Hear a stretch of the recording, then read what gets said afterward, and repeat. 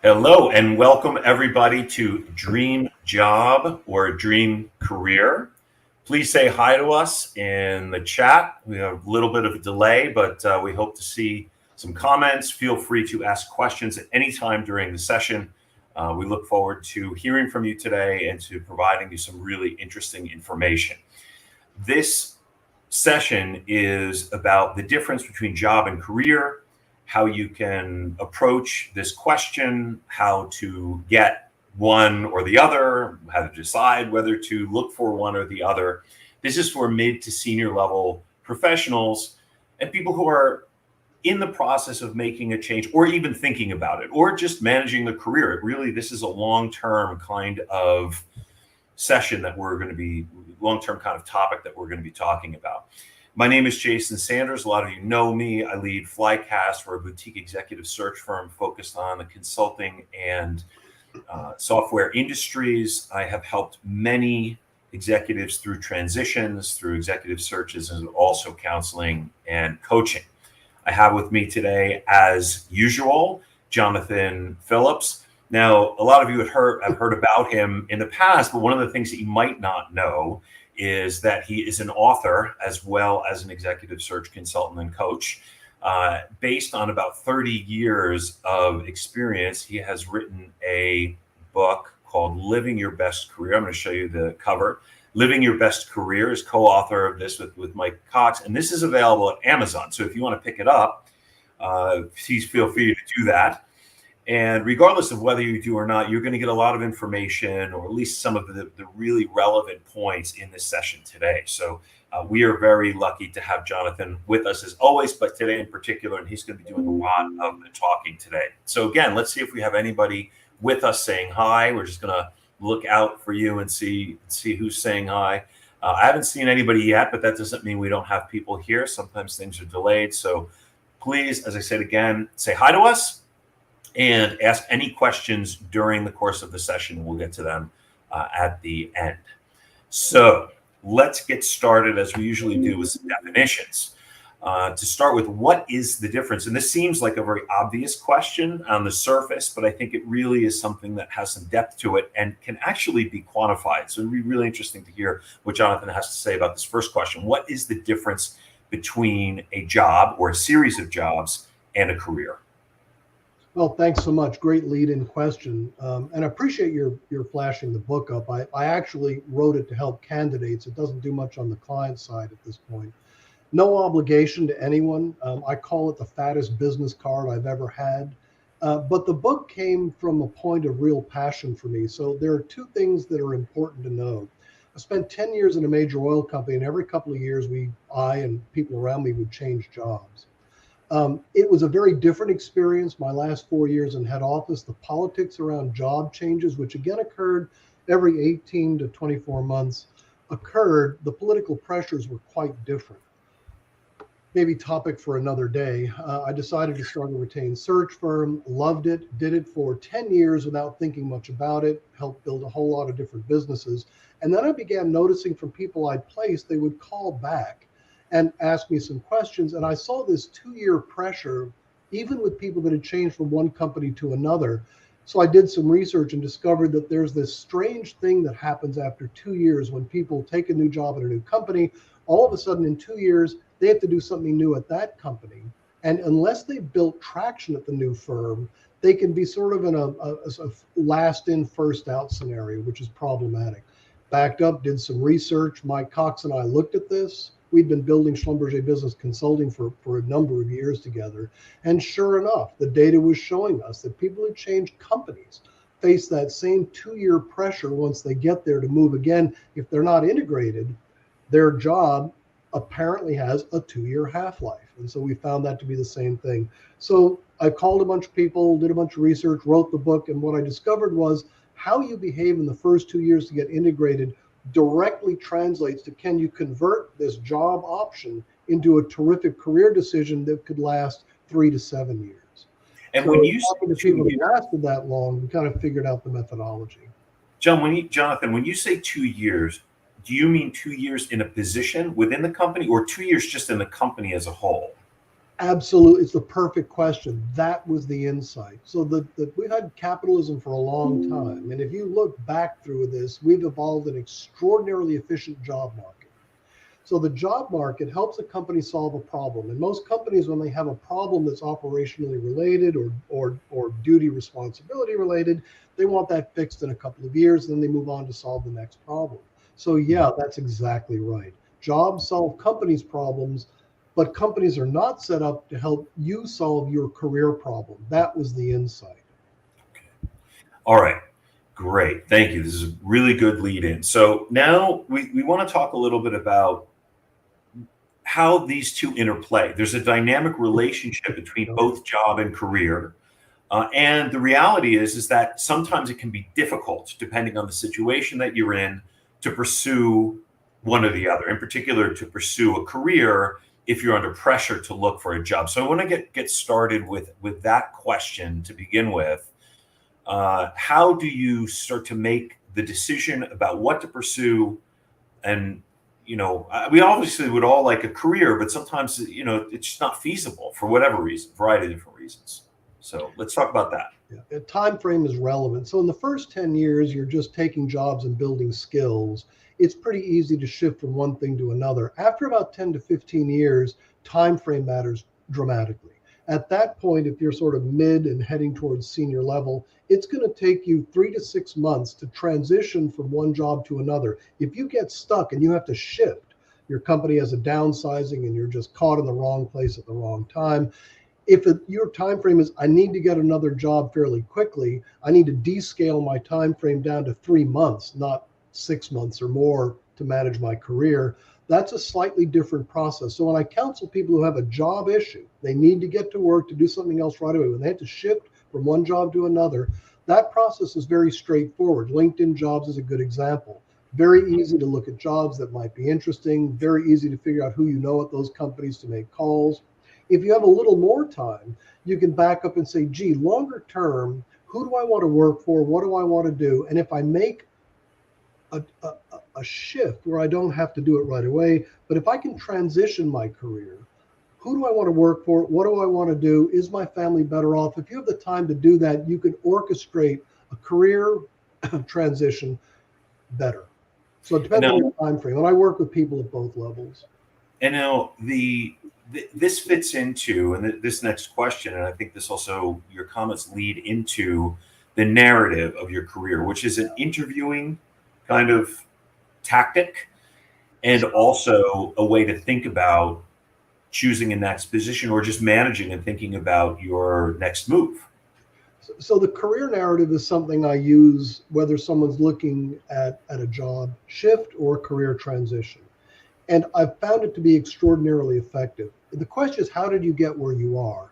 And you can't move somewhere unless you understand very clearly why you are where you are. I'll tell people very simply, open up Microsoft Word, hit the dictate button, talk about the first job you've ever had, the lemonade stand in 3rd grade, why you did it, what you liked most about it, and why you stopped doing it to do something else. Don't think, just speak the narrative. It can be very, very helpful, very clarifying. Share it with a few people you trust and try and get yourself to understand why are you doing what you're doing, and then think about what to do next. Where am I and where should I go next? Even if it's a quick job shift, it's very helpful. Understanding where you are gives you a sense of confidence in the interview that's palpable to the people doing the interview. That's fascinating. I never thought that the work that I did, the job that I had as a 16-year-old would matter in, thinking through a career. You wouldn't think so, but it does. It's a very interesting concept. I would expound on that if we have more than 15 minutes, but let's move on. So how do you actually go about this? How do you think about what your next move might be? Okay, so the career narrative is helpful. I'm going to link it to number 2. A lot of people like mission, vision, values. A lot of people do predictive index or Hogan. They do testing. All of that's great. When you get to number 3, how will you choose your next move? I take a very, very different, very, very simple engineering approach.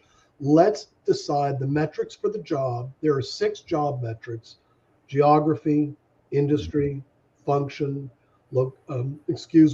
compensation, um, culture, and how you're all going to work together. So there are 6 very well-defined job criteria. Career criteria are slightly different. They're, do you respect the people you work with? Are you passionate about the issues you're addressing? And will your family be better off? That last one is where I end up spending a lot of time with people. But how you choose your next move, you should objectify the problem by listing the 6 job criteria. Do it in a spreadsheet or a Word document, list out the 6 career criteria, and before you go interview, think about an ideal outcome, and before you go interview at a specific opportunity, write how you think that opportunity is going to fit both the job and criteria and the career metrics. It's really interesting way to think about a job change or a career move, and not something that is immediately obvious to me. So when I think of a career, I think of a vision for where you're going in terms of the kind of work that you're doing. And there may be other things as well, the kind of culture that you want to be in, or environment, or, flexibility of location or whatever, but that it's more of a vision. And I think what you're talking about really are criteria for making a job change that you wouldn't normally think about. The first 6 are sort of obvious in a way, but these are not ones that you might necessarily think about, but they're very tangible in terms of a next move outside of a particular vision for, personal or career vision. Right. Do you see the comment that I'm making? Does that make sense? Yeah, I agree. And there are 2 pivots. One is the level. So in the job criteria, level is critical. That's where people really figure out, am I moving forward? Do I move laterally? Do I want to step back and build some new experiences? And then culture and is your family better off? Those get linked very quickly. At the end of the day, when people decide to make any kind of a change, it's people talking with people. We talk about artificial intelligence and we talk about machine learning, and there are lots of ways to measure this, but you need a gut feel. What I try and do is isolate the measurable stuff and then talk to the person from your network, the people you've recently talked to in number 4. How do you feel about this job change? Do you think it really makes sense? And when you talk about a network, narrow are the people that you know really well, that you would trust advice from, that would talk to you quickly. That narrow part are what I call advocates for your career. Before you move into the broad job market, which is looking on LinkedIn for jobs, trying to find someone you then know to make an avocation for you. But the broad market is LinkedIn, it's Indeed, it's all the obvious job markets. But the feedback you get from the narrow part helps you a whole lot on number 3, which is choosing what you want to do next. I always encourage people, start looking for the next thing by talking to people you know that know you. Think about the feedback you're getting before you just jump into the broader job market. You'll be much clearer, and that broader interaction will be much easier for you to navigate. Yeah, and you'll get some advice that's really clarifying. But of course, those people in your network need to be safe people for you to have those conversations with, because they're going to be more roaming and ranging and less directed towards a particular area. Yep. So you've had those conversations, and now comes another interesting step, because it sort of flips the timing on what you would expect and evaluating opportunities before interviewing. How do you do that? So again, it's a broader, well, I don't use that word, there's a larger topic here, but within the narrow part of your network, there are going to be people you know, they're just contacts. They're going to be advocates that call you back within a day.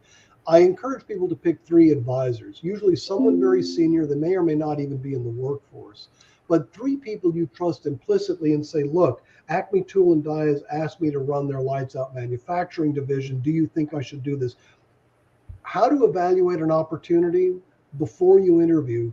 Call your advisors, 3 senior people, and say, look, I'm thinking about talking to this company. What do you think about my potential fit there? Having a sense of where you're going to go before you walk into the interview helps you from getting confused. It helps you from getting sort of clouded during the interview process. It'll keep your answers clear, crisp, and concise. And it'll help you navigate the narrative to make sure this job opportunity they're giving you, this job option, can be converted into a good career. Yeah. And we come really to the most important part, but one that is not necessarily spoken about all that often, which is your family. And then, of course, the people that you work with. Always ever present, right?